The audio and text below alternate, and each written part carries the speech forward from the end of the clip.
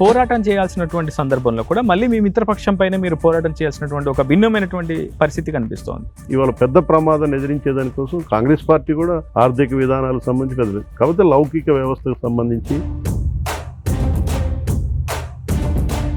Even municipal ఎన్నికల్లో అసలు మేము భిక్ష పెడితేనే ఈరోజు కొత్త స్థానం మీకు దక్కింది అంటూ కాంగ్రెస్ పార్టీలో ఒక కీలక నేత స్వయంగా ఎంపీ చేసినటువంటి వ్యాఖ్యలు ఇవి. అధికారం ఉంది కాబట్టి మేమే గెలుస్తాం, మాకు ఇట్లా అవసరం లేదు. ఒక్కో సందర్భాల్లో గెలవచ్చు, కానీ దీర్ఘకాలికంలో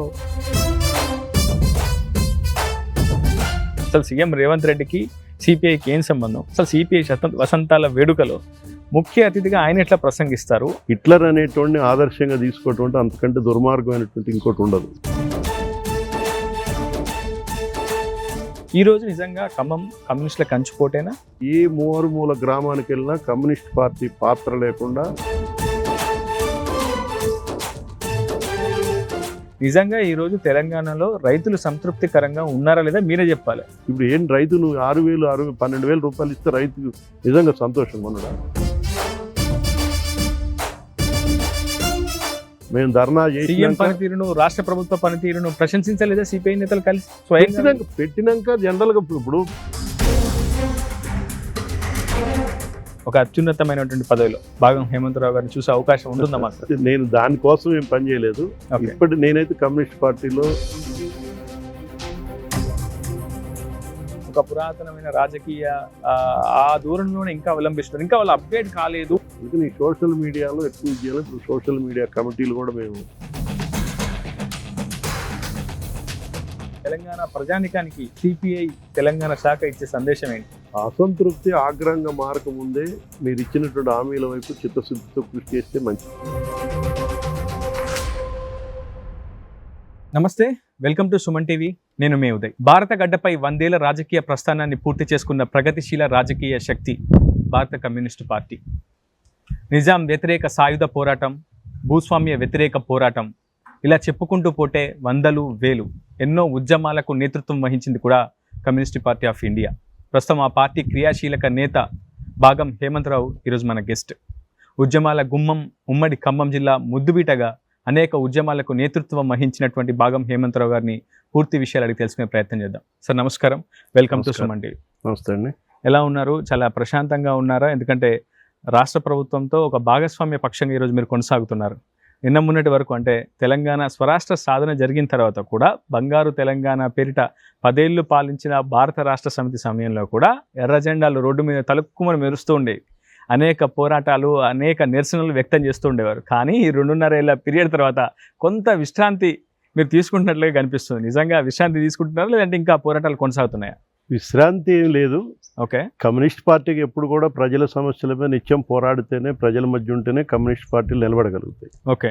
ఎందుకంటే కమ్యూనిస్ట్ పార్టీ లక్ష్యం అధికారం, పదవులు, కుర్చీలు ఇవి కావు. ఓకే. ప్రధానంగా కమ్యూనిస్ట్ పార్టీ ఒక దీర్ఘకాలికమైనటువంటి లక్ష్యం, ఈ సమాజాన్ని మార్పు చేయాలని, అంతరాలు లేనటువంటి సమసమాజం, సోషలిస్ట్ వ్యవస్థను నెలకొల్పాలనేటువంటి ఉద్దేశంతో మార్క్సిస్ట్ లెనినిస్ట్ సిద్ధాంతం ఆధారంగా కమ్యూనిస్ట్ పార్టీ ఏర్పడింది. ఓకే. దాన్ని సాధించేటువంటి క్రమంలో ఒక్కోసారి ఎత్తుగడల రీత్యా ఉన్నటువంటి రాజకీయ పరిస్థితుల నేపథ్యంలో ఉన్నటువంటి బూర్జువా పార్టీలతోటి కొద్దిగా సయోధ్య అప్పుడప్పుడు ఎన్నికల సందర్భంగా ఇవి సహజంగా ఉంటూ ఉంటాయి. ఓకే. కానీ అంతిమంగా ప్రజల సమస్య, మేము ఎన్నికల పొత్తు ఎవరితోటి ఉన్నారు? గతంలో ముఖ్యంగా ఉమ్మడి ఆంధ్రప్రదేశ్లో తెలుగుదేశంతో ఒక సందర్భంలో ఎన్నికల అవగాహనలో ఉన్నాం. ఆ తెలుగుదేశానికి వ్యతిరేకంగా పెద్ద ఎత్తున విద్యుత్ ఉద్యమాన్ని కమ్యూనిస్ట్ పార్టీలు నడిపినాయి. ఓకే. ఎన్నికల అవగాహన వేరు, ప్రజల సమస్యలు వచ్చినప్పుడు దాన్ని వేరు. ఇప్పుడు కూడా కాంగ్రెస్ తోటి మొన్న ఎన్నికల్లో సిపిఐ పార్టీగా మేము ఎన్నికల అవగాహన కుదుర్చుకొని ఎన్నికల్లో పోటీ చేసినాం. కానీ అంత మాత్రాన కాంగ్రెస్ పార్టీ తీసుకునేటువంటి ప్రజలకు వ్యతిరేకమైనటువంటి ఏ నిర్ణయం తీసుకున్నా ప్రజల సమస్యల మీద పోరాటాలు ఇప్పటికి కూడా మేము నిర్వహిస్తున్నాం. ముఖ్యంగా ఇప్పుడు తెలంగాణ ప్రాంతంలో పేద ప్రజల ఇళ్ల స్థలాల కోసం గుడిసెలు వేసుకొని జీవిస్తుంటే వాటిని తొలగిస్తూ ఉన్నారు. మన దగ్గర వెలుగుమట్ల కానీ, నిన్న వరంగల్ జిల్లాలో, మహబూబాద్ జిల్లాలో, అనేక జిల్లాల్లో పేద ప్రజలు ప్రభుత్వ స్థలాల్లో వేసుకున్నటువంటి గుడిసెలు తీసేస్తున్నారు. ఎన్నికల సందర్భంగానేమో హామీలు ఇచ్చారు, ఇప్పుడు తీసి దానికి వ్యతిరేకంగా ఆందోళన చేస్తున్నారు. అదేవిధంగా రైతు సమస్యల మీద, వ్యవసాయ కార్మికుల సమస్యల మీద, ఈ అన్ని సమస్యల మీద, ప్రజల సమస్యల మీద ముఖ్యంగా కాంగ్రెస్ పార్టీ ఇచ్చినటువంటి ఎన్నికల వాగ్దానం అమలు చేయాలనేటువంటి పోరాటాలు చేస్తున్నాం. కాకపోతే గతంలో లెక్క ఇంకా ఉధృతంగా అవి ప్రభుత్వం కొత్తగా వచ్చింది కాబట్టి దానికి కొంత సమయం ఇచ్చిన ఇప్పుడే మేము ఆ ప్రజల సమస్యను తీర్చాలని, ఎన్నికల వాగ్దానాలు నెరవేర్చాలనేటువంటి ఉద్యమాలు మాత్రం ఎప్పుడూ చేస్తాం. ఎవరు ఏది ఉన్నా ప్రజల సమస్యలు పెట్టి మాత్రం కమ్యూనిస్ట్ పార్టీగా రాజీ పడేది లేదు, దీన్ని కొనసాగిస్తాం. ఇది సరైందేనా హేమంత్ రావు గారు? ఎందుకంటే మీరే అంటున్నారు ఎన్నికల అవగాహన, రాజకీయ ఎత్తుగడ, మరోవైపు ప్రజా పోరాటాలు. ఇక్కడే ఒక సమస్య ఏర్పడుతుంది, ప్రజలకు కూడా ఒక క్లారిటీ మిస్ అవుతుంది. నిజంగా రాజ్యాధికారం అవసరం లేదంటూనే ఎన్నికల సమయంలో ఒక అవగాహనను కుదుర్చుకోవడం, చట్టసభల్లోకి ప్రవేశించాలని అనుకోవడం, ఇవన్నీ కూడా సరైనవే కావచ్చు. కానీ ఎంతవరకు? అంటే రాజకీయ పబ్బం గడుపుకోవడానికే సిపిఐ ఈరోజు కాంగ్రెస్తో అంటగాగుతుంది అని అటు బీఆర్ఎస్ వంటి పార్టీలు కావచ్చు, ఇతరత్ర పార్టీలు విమర్శిస్తూనే ఉన్నాయి. సరే, మీ పని మీరు చేసుకుంటూ వెళ్ళిపోతున్నారు, అది వ్యూహాత్మక ఎత్తుగడ అని చెప్తున్నారు. కానీ పోరాటం చేయాల్సినటువంటి సందర్భంలో కూడా మళ్ళీ మీ మిత్రపక్షం పైన మీరు పోరాటం చేయాల్సినటువంటి ఒక భిన్నమైనటువంటి పరిస్థితి కనిపిస్తోంది. సో ఇది ఎంతవరకు సరైందంటారు? మీరు అనేది ఇది వాస్తవమే. కాకపోతే ఉన్నటువంటి రాజకీయ పరిస్థితుల్ని, మన శక్తిని, వీటిని కూడా అంచనా వేసుకొని ముందుకు పోతేనే రాజకీయ పార్టీగా నిలబడగలుగుతాం. ప్రధానంగా కేంద్రంలో అధికారంలో ఉన్నటువంటి బీజేపీకి వ్యతిరేకంగా ఇవాళ దేశానికి, లౌకిక వ్యవస్థకి, ప్రజాస్వామ్యానికి, రాజ్యాంగానికి ప్రమాదం వచ్చినటువంటి నేపథ్యంలో మా శక్తి సరిపోదు. ఓకే, అందుకని మా మహాసభలు వాటి నిర్ణయం కూడా అదే. ఇవాళ బీజేపీ యొక్క ప్రమాదాన్ని, ఈ దేశానికి ఉన్న ప్రమాదాన్ని అరికట్టేదానికోసం ఈ దేశంలో ఉన్నటువంటి వామపక్ష, లౌకిక, ప్రజాతంత్ర శక్తులను ఐక్యం చేయాల్సినటువంటి అవసరం ఉందనేది మా పార్టీ గుర్తించింది. ఆ లైన్ ప్రకారమే కేంద్రంలో ఇవాళ కాంగ్రెస్ తోటి ఇండియా కూటమిలో భాగస్వామ్యం, కానీ ఆ పెద్ద మతోన్మాద పార్టీని ఎదిరించేటువంటి శక్తి మా ఒక్కళ్ళకి లేదు. ఓకే, ఇప్పుడున్నటువంటి మా బలాబలాలు ఏంటో, మా అంచనాలు, దానికి అనుగుణంగా ఇవాళ పెద్ద ప్రమాదాన్ని ఎదిరించేదానికోసం కాంగ్రెస్ పార్టీ కూడా ఆర్థిక విధానాలకు సంబంధించి పెద్దలు, కాకపోతే లౌకిక వ్యవస్థకు సంబంధించి, రాజ్యాంగానికి సంబంధించిన దాంట్లో కొన్ని పరిమితులు ఉన్నాయి. అందుకని దానికి అనుగుణంగానే దాన్ని కాపాడుకునే దానికోసం ఇవాళ కాంగ్రెస్ తోటి కొంత ఇది ఆ విధంగా ప్రయాణం చేయాల్సినటువంటి పరిస్థితి వచ్చింది. రాష్ట్రంలో కూడా మీరు అన్నట్టు ఎన్నికల్లో దాంతో పొత్తు పెట్టుకోవడం, మళ్ళీ వాటికి వ్యతిరేకంగా పోరాటం చేయమంటే ప్రజల్లో కొద్దిగా గందరగోళం ఇది ఉన్నమాట సహజం. కానీ తప్పదు, ఆ విధంగా ప్రజల్ని చైతన్యవంతం చేయాలి. ప్రజల సమస్యలు వేరు, ఎన్నికలు వేరు, ఇది రెండు డిఫరెంట్. కాబట్టి ఆ చైతన్యం ఇంకా ప్రజల్లో కూడా రాలేదు. దాన్ని ఆ విధంగా ప్రజల్ని ఎడ్యుకేట్ చేస్తూ ముందుకు పోవాల్సినటువంటి పరిస్థితి ఉంది. ముఖ్యంగా కాంగ్రెస్తో కలవాల్సిన పరిస్థితి కూడా తెలంగాణ రాష్ట్ర సాధనలో కమ్యూనిస్ట్ పార్టీ కూడా మేము కూడా క్రియాశీలకమైన పాత్ర పోషించాం. ఓకే, కానీ తెలంగాణ వచ్చిన తర్వాత టీఆర్ఎస్ 10 సంవత్సరాల పాలన తెలంగాణ ప్రజల ఆకాంక్షలు నెరవేర్చలేకపోయింది. ఆకాంక్షలు భిన్నంగా పరిపాలన, ముఖ్యంగా ఏ డెమోక్రటిక్ వాల్యూస్కి అయితే, ఆత్మగౌరవం కోసం అయితే తెలంగాణ ఉద్యమం జరిగిందో ఆ డెమోక్రటిక్ వాల్యూస్ని టీఆర్ఎస్ కాపాడలేకపోయింది. ముఖ్యంగా అసలు ప్రశ్నించేటోళ్ళ మీద కేసులు పెట్టడం, ధర్నా చౌకులు ఎత్తేయటం, ఎవరు నిరసన తెలియజేసినా వాళ్ళ మీద కేసులు పెట్టేటువంటి పరిస్థితి, ముఖ్యంగా ప్రజాస్వామ్యాన్ని అపహాస్యం చేసేటువంటి పద్ధతుల్లో టీఆర్ఎస్ వ్యవహరించింది. అందుకని దానికి వ్యతిరేకంగా ఎన్నికల్లో కాంగ్రెస్ తోటి మిత్రపక్షంగా ఉండాల్సినటువంటి పరిస్థితి వచ్చింది. అందుకనే ఇవాళ మీరు అన్నట్టు కాంగ్రెస్ మీద పోరాటం అనేది కాదు, ప్రజల సమస్యల మీద పోరాటం. ఓకే, అది కాంగ్రెస్ కావచ్చు, ఎవరైనా కావచ్చు. కాదు, కొద్దిగా మేము బలపరిచినటువంటి ప్రభుత్వం మీదనే పోరాటం అనేసరికి కొంత గందరగోళం ఉన్నటువంటి సహజం. అయినా సమస్య వచ్చినప్పుడు ప్రజలు, సమస్య లేనప్పుడు మనం ఏదో యాంత్రికంగా ప్రభుత్వాల మీద వ్యతిరేకం చేస్తే ఆ పోరాటాలు సక్సెస్ కావు. నిజంగా ప్రజల సమస్యలు ఉంటే పోరాటాలు కూడా జయప్రదం అవుతాయి. ఇవాళ ముఖ్యంగా ఇళ్ల స్థలాల సమస్య కానీ, రైతాంగ సమస్యలు ఉన్నాయి రాష్ట్రంలో. అందుకని ఆ సమస్యల మీద మేము ఉద్యమం కోసం ఉద్యమం చేయట్లేదు, సమస్యల మీద ఉద్యమాలు తీసుకుని ముందుకు పోతున్నాం. ప్రజలు కూడా ఆ విధంగా అర్థం చేసుకుంటారు, ప్రభుత్వం కూడా దాన్ని ఆలోచించేటువంటి పరిస్థితి వస్తుంది. హేమంత్ రావు గారు, మీరు చెప్పండి స్పష్టమైనటువంటి సమాధానం. జాతీయ స్థాయిలో బీజేపీ వరుసగా 3 పర్యాయాలు విజయం సాధించింది, మోడీ ప్రధానిగా కొనసాగుతున్నటువంటి సిచ్యువేషన్ కనిపిస్తుంది. నిజంగా భారతీయ జనతా పార్టీకి కాంగ్రెస్ ఒక ప్రత్యామ్నాయ శక్తిగా ఏ రోజుకైనా ఎదగగలుగుతుందా? లేదంటే ఈ ఇండియా కూటమి ఏ రోజుకైనా సరే భారతీయ జనతా పార్టీని ఓడించగలుగుతుందా? ఇండియా కూటమి అని వచ్చేసరికి జాతీయ స్థాయిలో కాంగ్రెసే కొన్నిసార్లు పొత్తు ధర్మం పాటించట్లేదని ఒక వాదన కూడా మొదటి నుంచి ఉంది. ఇప్పుడు వామపక్షాలు ప్రాతినిధ్యం వహిస్తున్నటువంటి రాష్ట్రాలపై కూడా చివరికి కాంగ్రెస్ అత్యధికంగా దృష్టి సారించింది. కేరళ లాంటి చోట్ల కూడా సిపిఎం వ్యతిరేకంగా చాలా పెద్ద ఎత్తున రాజకీయ అది ప్రణాళికలే కావచ్చు, అది కుట్రలే కావచ్చు, కుతంత్రాలే కావచ్చు, అనేకంగా పడినటువంటి సిచ్యువేషన్. అంటే కమ్యూనిస్టులు పాలిస్తున్నటువంటి రాష్ట్రాలపై కూడా కాంగ్రెస్ కన్నుపడింది. సో ఇండియా కూటమి నిజంగా ఒక సక్సెస్ అవుతుందని మీరు ఎట్లా అనుకుంటున్నారు పొలిటికల్గా? మీరు అనేది ఇండియా కూటమికి సంబంధించి కొంత సక్సెస్ అయింది. ఓకే అసలు సక్సెస్ కాలేనేది వాస్తవం కాదు. ఓకే ఎందుకంటే బీజేపీ మళ్ళీ తిరిగి మూడోసారి అధికారంలోకి వచ్చినా కానీ గత ఎన్నికల్లో సొంత మెజార్టీ తోటి ఎన్నికల్లో గెలిచింది.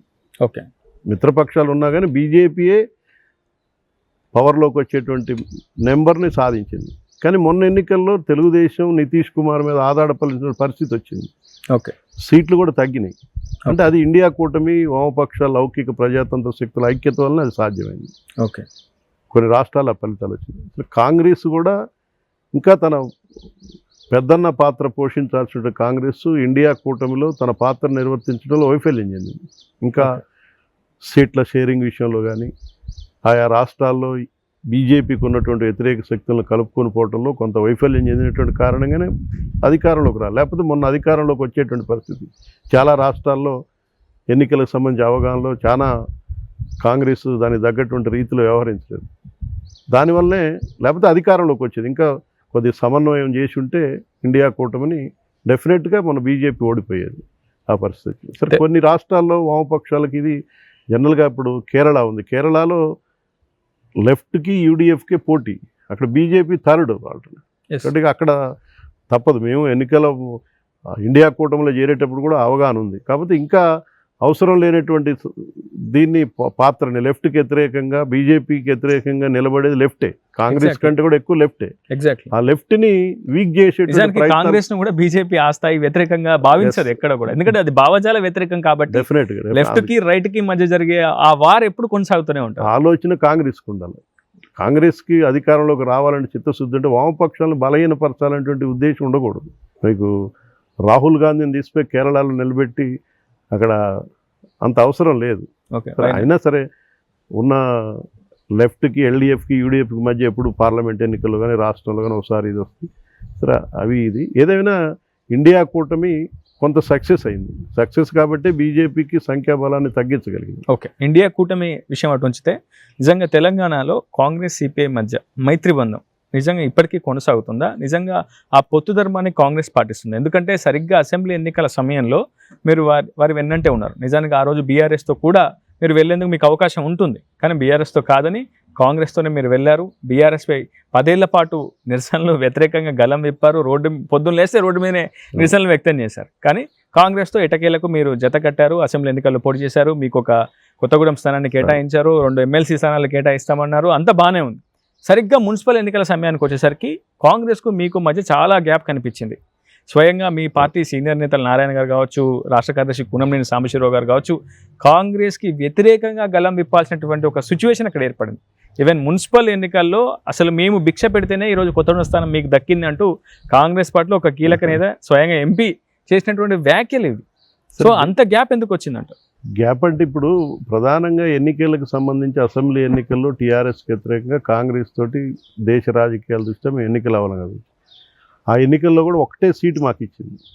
ఇలా ఖమ్మం జిల్లాలో కూడా 10 సీట్లలో మాకు ఒక్క సీట్ ఇస్తే సత్తుపల్లి మినహా మిగతా అన్నింటిలో కూడా ఆ విజయంలో మా పాత్ర ఉంది ప్రతి నియోజకవర్గంలో. సో సత్తుపల్లి మేము ప్రభావితం చేసేటువంటి శక్తి లేకపోయినా మిగిలిన అన్ని నియోజకవర్గం పాలేరు కానీ ఖమ్మం కానీ వైరా కానీ మీరు అంటున్నారు కొత్తగూడెమే మా వల్ల గెలిచిందని. కొత్తగూడెం మా వాళ్ళు ఇప్పుడు మున్సిపాలిటీ ఎన్నికల్లో తేలిపోయింది. అది కూడా ఓకే మున్సిపాలిటీ ఎన్నికల్లో కాంగ్రెస్ ఇండివిజువల్గా మేము వాళ్ళు ఇంకా సిపిఎంతో పొత్తు పెట్టుకున్నారు. ఓకే కాంగ్రెస్ పార్టీ సిపిఎంతో అవగాహన ఉంది. అక్కడ ఒక విచిత్రమైన రాజకీయ అయినా కానీ ఒంటరిగా వాళ్ళ డబ్బు రాజకీయాలని పవర్ ఉన్నా వాటన్నిటిని కూడా ఎదుర్కొని కాంగ్రెస్తో సమానంగా సీటు గెలుచుకున్నాం. ఓకే బలం పెరిగింది. మా బలం ఉంది కాబట్టి అక్కడ కొత్తగూడెం సీట్ ఇచ్చారు. బలం లేకుండా సీట్ ఇచ్చినా గెలవరు ఎవరు. ఓకే అందుకని దాన్ని గుర్తించారు. మున్సిపాలిటీ ఎన్నికల్లో మేము కాంగ్రెస్ నాయకత్వం కూడా మేము అనేక ప్రయత్నాలు చేసినాం. అక్కడ కానీ ఇక్కడ ఏదులాపురం మున్సిపాలిటీలు కానీ మిత్రత్ర మధిర మున్సిపాలిటీ ఎక్కడా కూడా ఆ వైపు రాలే. అధికారం ఉంది కాబట్టి మేమే గెలుస్తాం, మాకు ఇలా అవసరం లేదు. ఒక్కో సందర్భాల్లో గెలవచ్చు కానీ దీర్ఘకాలికంలో అటువంటి ఇది నష్టం కలిగిస్తుంది. గతంలో కూడా టీఆర్ఎస్ అదే మునుగోడు ఎన్నికల్లో కమ్యూనిస్టుల అవసరాన్ని గుర్తించి కమ్యూనిస్టుల అవసరాన్ని తీసుకుని గెలుపొందాడు. తర్వాత వీళ్ళతో పని ఉందని నేనే గెలుస్తున్నానని అహంకారంతో పోయాడు. అహంకారంతో పోతే ఏమైంది ఎన్నికల తర్వాత? ఆ మునుగోడు సీటు కూడా గెలవలేదు కదా. అందుకని కమ్యూనిస్టుల ఉన్నటువంటి ప్రతిష్టను ఒక్కోసారి బుర్జువా పార్టీలు వాడుకోవాలని చూస్తే ఒక్కోసారి మా ప్రతిష్ట వాళ్ళకు ఉపయోగపడుతుంది. ఇప్పుడు మీరు కూడా వాళ్ళని వాడుకోవాలన్న ఒక వ్యూహాత్మక ఎత్తుగడకు మీరు కూడా తెరలేపినట్టు. మేము ఎప్పుడు కూడా ఒకళ్ళని మేము ఉన్నటువంటి రాజకీయ మాకేమి సీట్లు ఒక్కో సందర్భంలో ఎవరు ఇప్పినా పోటీ చేస్తాం, ఓడిపోయినంత మాత్రాన కమ్యూనిస్ట్ పార్టీ ఈ జిల్లాలో 4 అసెంబ్లీ స్థానాలు గెలిచినాం, 3 గెలిచినాం, 2 గెలిచినాం, అస్సలు గెలవకుండా కూడా ఉన్నాం. ఇప్పుడు 1 గెలిచినాం. గెలిచినా ఓడినా ప్రజల మధ్యన ఉంటాం. అందుకని అవి తాత్కాలికమైనవి. జయాపజయాలనేవి ఎన్నికల్లో గెలుపు ఓటంలో తాత్కాలికమైనవి. అవే శాశ్వతం అనుకుంటే చరిత్రలో చంద్రబాబు నాయుడు అదే అనుకున్నాడు. మాతోటి పొత్తు కుదుర్చుకున్నాడు, ఆ తర్వాత వీళ్ళతోటి ఏందులే కమ్యూనిజం పని అయిపోయింది అన్నాడు. మహాకూటమి అన్నీ చేసాం. తర్వాత వీళ్ళదేముంది, అంత కమ్యూనిజం పని అయిపోయింది, అంత టూరిజమే, విజన్ 2020 అని చెప్పిండు. ఏమైంది ఆయన పరిస్థితి? టీఆర్ఎస్ పరిస్థితి. కాంగ్రెస్ కూడా అహంకారంతో పోతే ఎవరికైనా ప్రజలు చాలా తెలివి కల్లోళ్ళు. ముఖ్యంగా మన తెలంగాణ ప్రజలు ఇంకా చైతన్యవంతమైన ప్రజలు. అహంకారంతో రాజకీయాలు ఎన్నో రోజులు నడపలేవు. డబ్బులు, అహంకారం, ఈ రాజకీయాలు శాశ్వతంగా ప్రజలు గుర్తిస్తారు. ప్రజల్లో ఉండాలి. ప్రజలతోటి కలిసి ఉంటే తప్పకుండా ప్రజలు తిరిగి ఆదరిస్తారు. ఆ విశ్వాసం మాకుంది. మేము అందుకని ఇప్పుడు కాంగ్రెస్ ఏదో మేము వాళ్ళని ఏదో ఉపయోగించుకోవాలని మాకు లేదు, మేము వాళ్ళకు ఉపయోగపడాలని కూడా లేదు.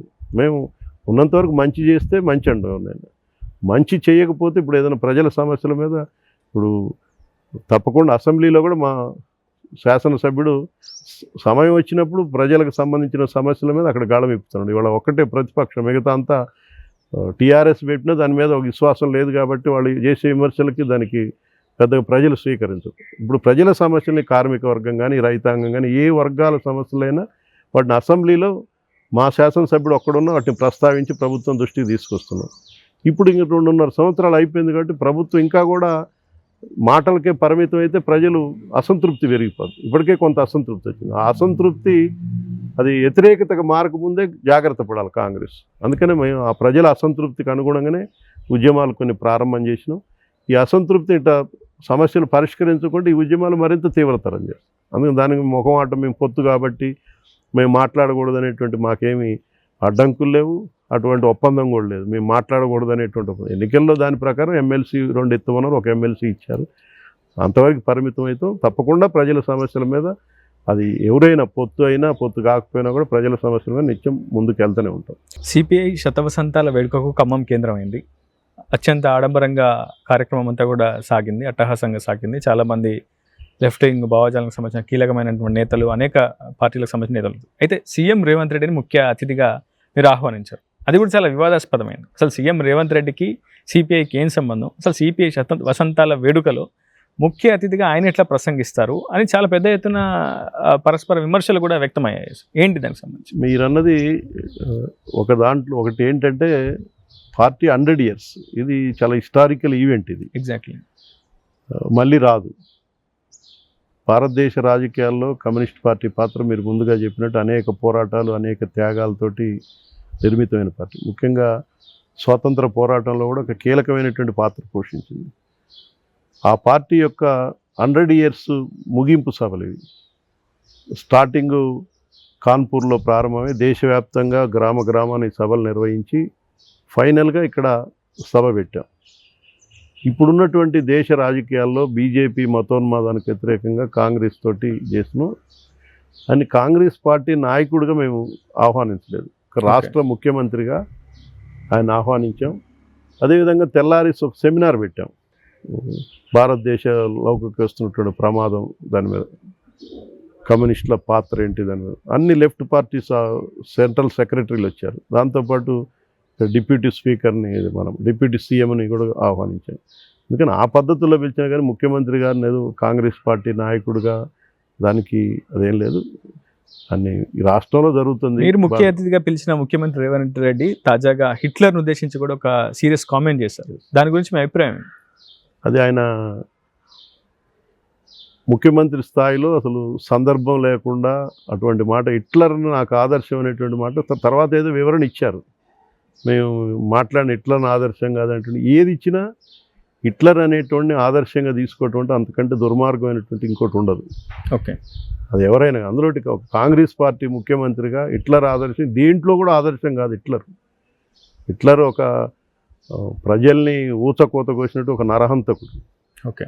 ఆయన విధానాలని ఇవాళ బీజేపీ అమలు చేస్తుందని మనం విమర్శిస్తున్నాం. అటువంటిది హిట్లర్ మాట నువ్వు ఏ ఉద్దేశంతో వాడినా కూడా అది మేము అప్పుడే ఖండించినాం. మా పార్టీ రాష్ట్ర కార్యదర్శి రాష్ట్ర పార్టీ నుంచే తీవ్రంగా హిట్లర్ను ఆదర్శంగా తీసుకుంటాం అంటే ఇంకా అంతకంటే ఇంకొక ఆలోచన ఉండకూడదు. తర్వాత ఏదో వివరణ ఇచ్చినా ప్రజలు దాన్ని గమనిస్తుంటారు.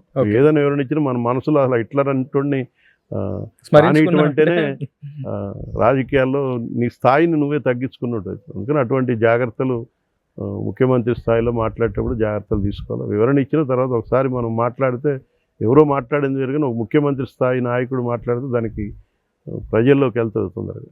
అనేక మంది మేధావులు అందరూ కూడా విమర్శలు ఎదుర్కొన్నారు దాన్ని. అసమానతలు లేని సమాజమే తమ లక్ష్యం అంటుంది సిపిఐ పార్టీ. మొదటి నుంచి కూడా ఎక్కడ ఏ సభలో అయినా సరే అదే అంశాన్ని అదే నినాదాన్ని కూడా ముందుకు తీసుకెళ్తుంది. అటువంటి సిపిఐ పార్టీలో అసమానతలు లేవా, వర్గాలు లేవా? మనుషుల మధ్య వేరు, సమాజంలో ఇప్పుడు మనుషులు వ్యక్తులుగా వేరు. వ్యక్తుల సమూహమే కదా.